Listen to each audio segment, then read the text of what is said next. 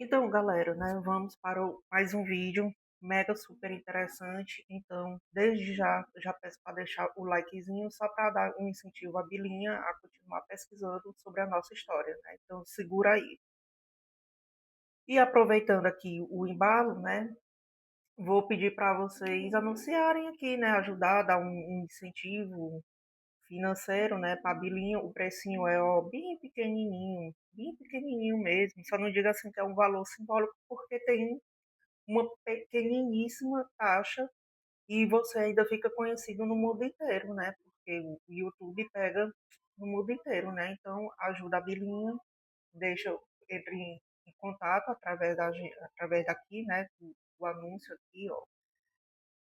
E anuncia na Bilinha, ajuda a Bilinha com o like e com o anúncio e bora pro vídeo de hoje. Então, o vídeo eu já vou começar fazendo uma pergunta. Você sabe em que ano o telefone foi inventado?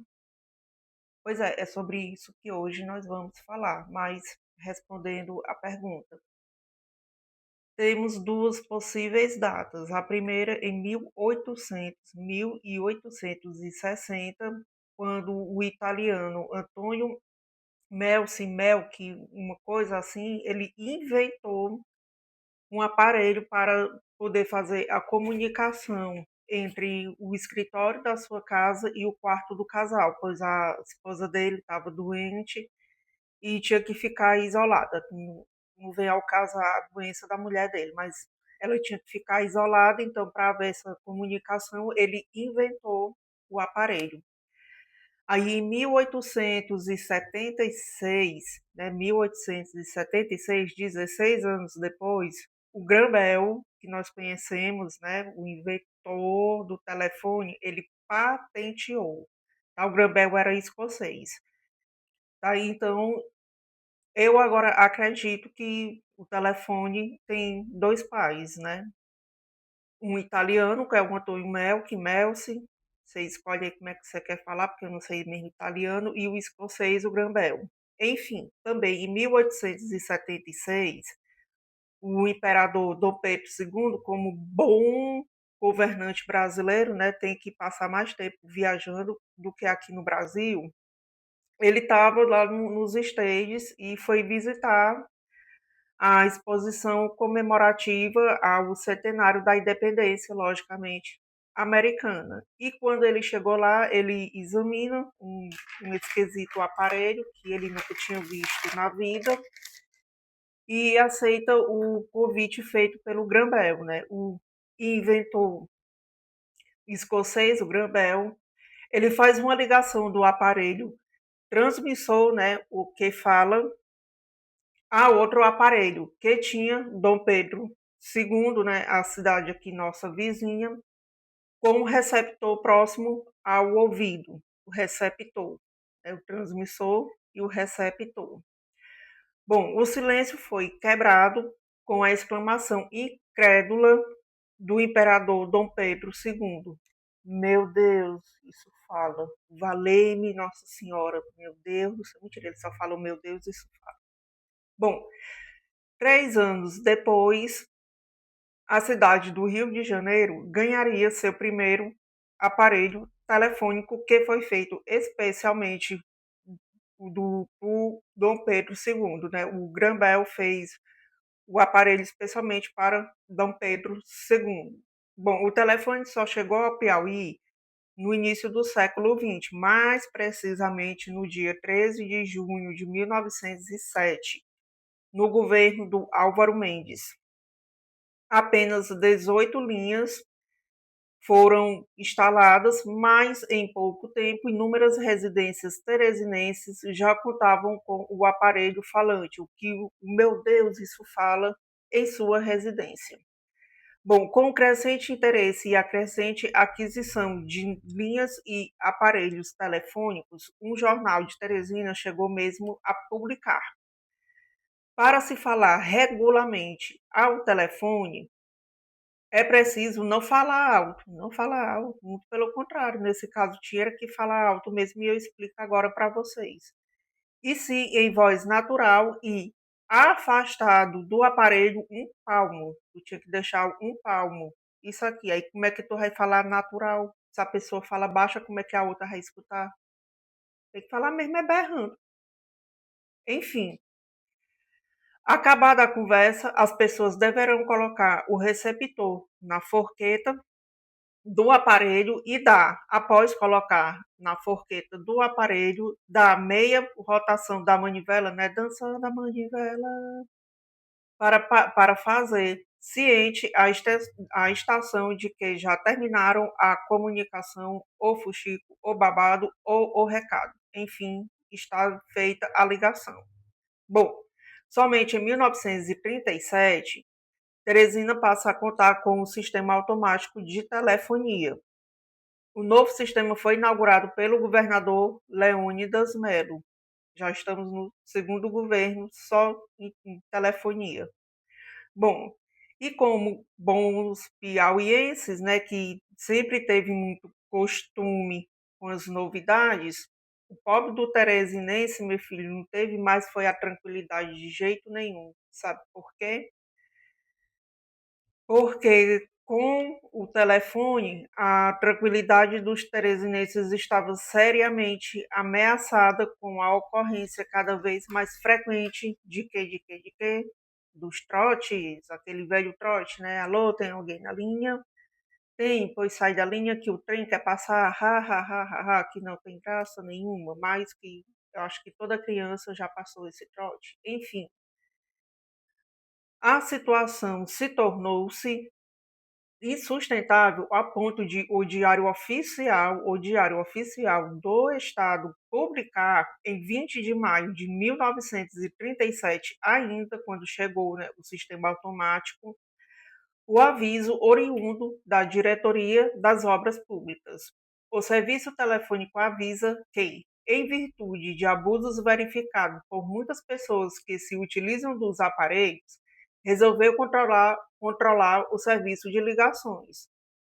Por esse controle, verificará de quais aparelhos partem tais abusos. Os mesmos serão desligados e o assinante perderá a caução e terá o nome divulgado no jornal. Né? Enfim, assim você passava o trote, a central lhe identificava imediatamente, sua linha era cortada, cancelada e o seu nome seria publicado. Né? Eu passei o trote e apareceu ali na manchete, né? Bila Cavalcante teve a sua linha suspensa porque passou o trote. Né? Além da queda, o foice. Enfim, em 7 de dezembro de 1960, no governo do hospital daqui, no governo Chagas Rodrigues, é criada a Telepisa, Telecomunicações do Piauí, SA, Sociedade Anônima. Enquanto o mundo desfrutava dos benefícios e dos malefícios do telefone, Piripiri aguardava ansiosa a sua chegada. Então, atendendo aos anseios da população, um grupo de ilustres piripirienses funda a Telefônica de Piripiri. O telefone chegou, galera. Bom, Nonato Melo, que foi um dos fundadores, ele vendeu os 30 primeiros aparelhos para a população. Porém, algumas pessoas tinham medo de comprar os aparelhos porque foram vítimas de um vendedor aqui de Tianguá, no CH, que venderam cerca de 10 aparelhos telefônicos prometendo a instalação de uma central. O caixeiro viajante cearense nunca mais apareceu, nem entregou o aparelho, nem a linha, muito menos a central. Essa mesmo é que nunca existiu. Enfim, a primeira sede da Telefônica de Piripiri foi instalada numa modesta casa vizinha ao Clube da Raposa, que nós falaremos em outro vídeo. Hoje, no local das duas casas, há um só prédio ocupado por uma loja de móveis, que não quer anunciar no canal da Bila, então não vou falar o nome, mas confiram aí. Quando passar a foto, vocês vão conferir aonde era. Bom, o sistema funcionava assim. Inicialmente, foram instaladas 3 caixas, cada uma com uma saída para 10 aparelhos telefônicos. A central se comunicava com os aparelhos através de fios de chumbos esticados em postes de madeira. Por que em postes de madeira? Porque aqui em Piripiri a Cepisa ainda não tinha chegado. Ela só chegaria alguns anos depois. Então, os fios do telefone eram instalados em postes de madeira, com os fios esticados acima do poste, aliás. O Raimundo Nonato de Brito, que é um homem de uma memória muito boa, né, muito privilegiada, ele lembra que no dia 1º de abril, e não é mentira, no dia 1º de abril de 1966, os senhores Otílio Rezende, que foi o primeiro presidente da Telefônica de Piripiri, o João Evangelista de Melo, o Aristóteles, quase não sai o nome, Portela, o Cícero Medeiros, o Valdeci José de Souza, o pai, o Antônio Bezerra de Melo e o Nonato Melo, entre outros notáveis piripirienses, inauguraram a Telefônica de Piripiri. O telefone chegou oficialmente em Piripiri e não foi mentira, tá, minha gente? Foi no dia 1º de abril, mas não foi mentira. Aí, a primeira ligação feita pela central teve como emissor o vice-prefeito, o Antônio Bezerra de Melo. Do outro lado da linha, na rua Pires Rabelo, na casa de número 386, próximo da Igreja Matriz de Nossa Senhora dos Remédios, Tamboa, Zélia Cruz Castro Bezerra Melo observava ansiosa o aparelho telefônico. Aí o telefone toca. Plim, plim, plim. A tia Zélia, como eu a chamava carinhosamente, lembrava as primeiras palavras cantadas ao telefone por seu marido, o Antônio Bezerra de Melo. Ela atendeu, né? Alô? Aí ele lá do outro lado, né? Alô, Zélia, sou eu, o Antônio. Estou ligando aqui da inauguração da Telefônica. Piripiri está de parabéns por esse fabuloso meio de comunicação. Está inaugurado o telefone Piripiri. Um fato curioso ocorrido nos primeiros anos da Telefônica de Piripiri foi a queda de um raio próximo ali à Praça da Bandeira. Na hora da descarga elétrica, Dona Salete Portela falava ao telefone na residência de seu irmão, o Aristóteles Portela. E por causa da precariedade do sistema, houve um fato inusitado. O transmissor, né, o que fica aqui nas orelhas, no ouvido, o transmissor do aparelho telefônico ficara alguns instantes grudados na orelha dela. Episódio semelhante acontecera à telefonista Albaniza Alves, no prédio da Telepisa, já ali no Morro da Saudade, onde era a Gespisa até algum tempo atrás, acho que até o ano passado, o ano retrasado, uma coisa assim. Bom, os primeiros funcionários da Telefônica de Piripiri foram o Flaubert Portela, que foi o primeiro gerente da Telefônica de Piripiri, a Vânia Portela, o Raimundo Nonato de Brito, conhecido como Nonato da Telepisa, a Elisa Guimarães e o Edilson Canudo, tá? O senhor Edilson Canudo tem uma pequena curiosidade, porque ele trabalhava à noite e entregava as contas de telefone durante o dia, né? Ele fazia dupla jornada. Bom, o sistema só funcionava até meia-noite. E para usar o telefone, ligava-se primeiro ao posto, né? Tirava-se do gancho e discava-se 102 e informava-se o número pretendido, o número que você queria falar. Em 1968, a sede da Telefônica de Piripiri é transferida para o prédio ali do Morro da Saudade, onde era a Gespisa, ali atrás da Santa. Os piripirienses estavam muito orgulhosos, né, com o civilizado meio de comunicação, mas havia um inconveniente, porque nem tudo é perfeito. Bom, as ligações só podiam ser feitas dentro da cidade. Até aí tudo bem. Mas acontece que Piripiri ainda era muito pequena, então não compensava. Era melhor você ir na casa da pessoa, né. Então o telefone era mais um bem de luxo usado por poucas pessoas. Ainda não era uma necessidade como hoje em dia é, né. Naquela época, como aqui era muito pequeno, então compensava mais você ir pessoalmente, né, você dar o recado, você conversar pessoalmente. E é até melhor também, né, pessoalmente do que pelo telefone. Enfim, para a instalação da sua sede em definitivo, a Telefônica de Piripiri construiu um prédio no encontro das ruas Santos Dumont com a Coronel Antônio Coelho, mas não chegou a ocupá-lo, pois meses antes da sua mudança, a Telepisa encampou, né, a Telepisa incorporou, né, assim, comprou a Telefônica de Piripiri.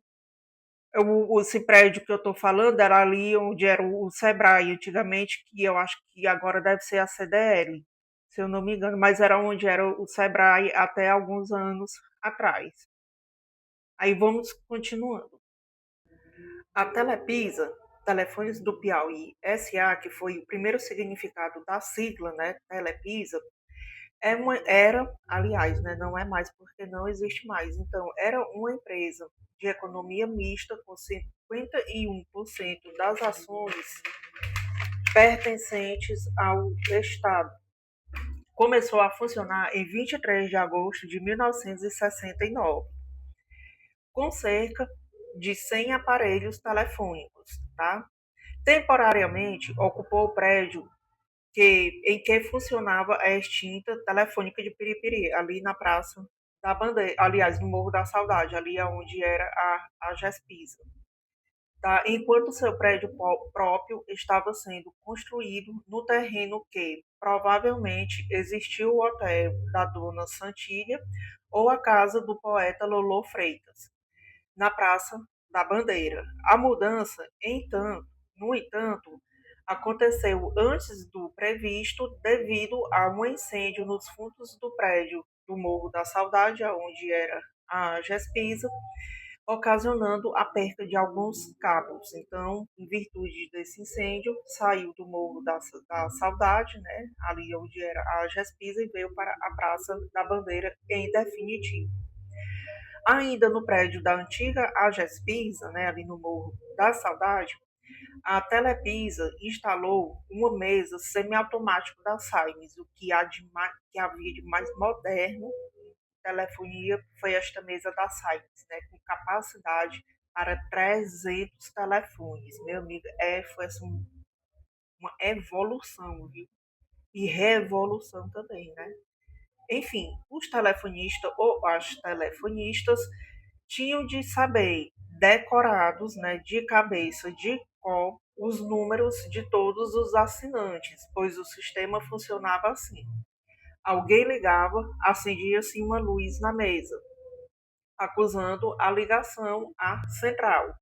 O telefonista ou a telefonista entrava em contato com o usuário que manifestava seu desejo de falar com outro assinante, sendo prontamente atendido pelo telefonista ou pela telefonista que conhecia os nomes e os números de todos os assinantes. Né? Acredito eu, porque a pessoa para decorar 300 nomes e 300 números, acredito eu que tinha ali a pescazinha para eles, né? Fulano de tal, número tal. Porque a pessoa, para decorar esse tanto de nome e tanto de número e não se confundir, é um pouco difícil, né? Pelo menos eu acho. Bom, os assinantes, pela primeira vez, receberam os catálogos telefônicos, mais conhecido como listas telefônicas, né, que existia antigamente e hoje em dia não existe mais. Hoje em dia é peça de museu, literalmente. Bom, as ligações agora poderiam ser feitas para todo o Brasil. Né? Piripiri já não estava mais isolada do mundo todo. Você aqui de Piripiri, se você quisesse e tivesse dinheiro, você podia ligar para o Japão, como é hoje em dia, né? Enfim, foram tempos difíceis, tá? Os primeiros anos da Telepisa, como nos conta o Francisco Alves de Oliveira, né, o Chico Pitobão, ele recorda que o único meio de transporte que era oferecido pela Telepisa aqui em Piripiri eram duas bicicletas, e que eles tinham que, além de pedalar, ainda tinham que sustentar uma escada pesadíssima no ombro. Então, além da queda, o foice, né? Porque você imagina você no pico do meio-dia, no mês de setembro, andando de bicicleta no meio da rua e carregando uma escada pesada no seu ombro. Eles tinham que ser muitíssimos bem pagos, mas não eram bem pagos, né? Mas isso não vem ao caso aqui. Enfim, Caprichoso, o Chico Pitobão, ele usava seu próprio meio de transporte, uma monareta, comprada por 120 cruzeiros, não sei se aqui essa sigla é de cruzeiro novos ou apenas de cruzeiros ou cruzados, não sei. Enfim, foi 120 em dinheiro ou cruzeiro ou cruzado ou cruzeiro novo, uma coisa assim, e ele comprou no dia 15 de janeiro de 1967, né, antes de começar a trabalhar na Telepisa. Tá? Então, antes de ser contratado pela Telepisa, só anos mais tarde veio o primeiro automóvel, que era um Fusca, que era cedido para a Telepisa daqui de Piripiri, né? Fusca preto. Não, na verdade, não sei se era preto, tá? Bom, de acordo com a última monografia publicada pelo IBGE, né, Instituto Brasileiro de Geografia e Estatística, Piripiri possuía em 1982, o ano mais lindo de toda a história da humanidade, 582 aparelhos telefônicos. Também em 1982, os telefones de Piripiri possuíam apenas três números. Em 1985, foi acrescido um 3 aos números já existentes. Por exemplo, o número da sua casa era 123. A partir de 85 passou a ser 3123, o seu número, né? 3123. Então, 3123. Bom, em 1989, mais uma mudança. Criou-se o prefixo 261, conservando a numeração anterior. Então, se o seu número, que começou como 123, depois passou a ser 3123, agora era 261, né? 261, 3123, né? 3123. Bom, aí não parou por isso, tá? Em 1993, o prefixo é meio difícil, prefixo 261, né, 261, é substituído por o 276, mudando-se também todos os números. Então, aí já não era mais esse número, né, do 261, mudou completamente todos os números. Enfim, a Telepisa foi privatizada no dia 29 de julho de 1998, se eu não me engano, no dia que a Sasha Minegel nasceu. Eu acho que foi isso. Ela nasceu dia 28, eu sei, foi alguma coisa assim, porque também foi perto da minha primeira sobrinha nascer. Enfim, passando a se chamar Telemar Norte-Leste SA. Tá? Muitos postos foram abandonados nesse posto, que antigamente você tinha que ligar primeiro para o posto poder fazer a sua ligação. Então, muitos foram abandonados. Em 6 de novembro de 2005, a mudança final. Acrescentou-se novamente um 3 ao prefixo 276. Então, foi quando passou a ser, né, como era na minha antiga casa aqui em Piripiri, o número passou a ser 32761597, tá? Não lembro qual era o número anterior, só lembro desse, do 32761597. E o daqui da casa, acho que era 1326, se eu não me engano, é 32761326. Eu só lembro desse 1597, não sei porquê. Enfim, em 2007, o grupo Oi Telecomunicações assume o comando da empresa. Bom, Os orelhões foram a principal alternativa de comunicação da população piripiriense até o início dos anos 2000, quando os telefones celulares começaram a se popularizar, mas nem tanto. Atualmente, devido ao fim dos contratos de concessão obrigatório, os aparelhos públicos remanescentes estão sendo retirados de operação não só no Piauí, mas em todo o Brasil, né? Você praticamente por causa dos celulares, você praticamente não vê mais orelhão hoje em dia, né? E o orelhão, primeiro, ele era na ficha. Né? Você comprava a ficha que você podia falar 5 minutos, 10 minutos, 20 minutos. Depois você tinha um cartãozinho, né? Eu até cheguei a colecionar também muitos cartões telefônicos. E o cartão telefônico tinha lá, né? O tanto de minutos que você podia falar e você podia reutilizar enquanto tivesse minutos nesse cartão. Você inseria o cartão no aparelho, discava o número e você podia falar enquanto tivesse minutos faltando. E tinha um número que você ligava de graça, botava o número do cartão e ele lhe informava quantos minutos você ainda tinha.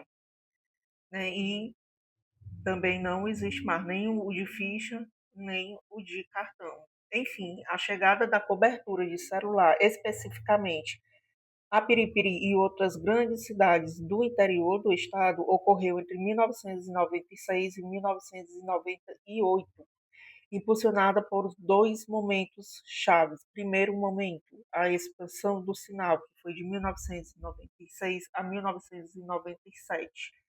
Tá? Após estabilizado o sistema. Espera que eu vou virar aqui a folha. O sistema na capital, a Telepisa direcionou os investimentos para estender as antenas de tecnologia analógica, que eram conhecidas pela sigla AMPS, ao longo do eixo da BR-330, ou 343, né, BR-343, cobrindo polos regionais, como Campo Maior, Piripiri e Parnaíba. Segundo momento-chave foi a privatização e a banda B, que foi em 1998. Tá? Em 1998, a divisão de telefonia móvel estatal foi concedida na operadora Telepisa Celular e logo em seguida privatizada no leilão geral de telecomunicações. A empresa passou para o controle do consórcio que originou a TIM Nordeste, né? Inclusive até o famoso quem me conhece sabe, né? Mas quem me conhece sabe que eu tenho uma brincadeira da TIM, da Claro, da Oi e da Vivo, né? Mostrando como o serviço ainda é muito excelente, perfeito, maravilhoso, enfim. Sim, aí consolidando de vez o comércio massivo de aparelhos e a era digital, né, do telefone digital, da tecnologia TDMH/GSM, que eu acredito que é até hoje essa tecnologia, né? Pelo menos a GSM eu acho que ainda é. Enfim, porra pode ter mudado, né? Porque hoje em dia se muda praticamente todo dia, tá? Aqui em Piripiri. Tá. Então, naquela época, possuía o famoso tijolão, que era aquele bichão bem grandão. Em Piripiri, era um artigo de luxo extremo, até mesmo porque o usuário ele precisava declarar no imposto de renda, tá? E pagar taxas até mesmo para receber chamadas. Então, assim, você tinha que declarar que você tinha um celular no seu imposto de renda e mesmo que a pessoa ligasse para você, quando você atendia, você também pagava. Você pagava para ligar e você pagava para receber chamadas, né? Então, pronto, isso conta-nos, né, como foi que chegou o telefone no mundo, no Brasil, no Piauí e em Piripiri, e como, infelizmente, o celular tomou o lugar dos orelhões. É bom e é ruim ao mesmo tempo, né? Enfim, hoje em dia a gente se comunica pelo celular mais com os dedos, ou, né, que é pelos os aplicativos de mensagens ou também por áudio. É muito difícil você fazer atualmente uma ligação. Tá? Ainda existe ligação, existe, mas é muito difícil. Você só liga para a pessoa em casos extremos. casos urgentes, né? Melhor dizendo. Então é isso, pessoal. Assim foi como chegou o telefone aqui em Piripiri, né? Um meio que revolucionou muito, muito a humanidade. Tá bom? Então, até o próximo vídeo.